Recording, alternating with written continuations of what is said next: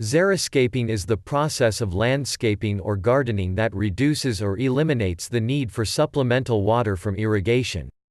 It is promoted in regions that do not have accessible, plentiful, or reliable supplies of fresh water, and is gaining acceptance in other regions as access to irrigation water is becoming limited.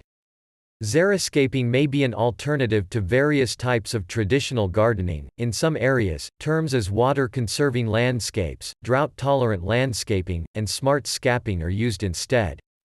Plants whose natural requirements are appropriate to the local climate are emphasized, and care is taken to avoid losing water to evaporation and runoff.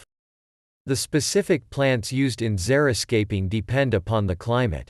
Xeriscaping is different from natural landscaping, because the emphasis in xeriscaping is on selection of plants for water conservation, not necessarily selecting native plants.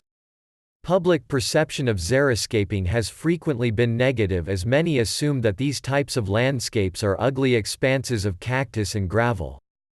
However, studies have shown that education in water conservation practices in the landscape can greatly improve the public's perception of xeriscaping.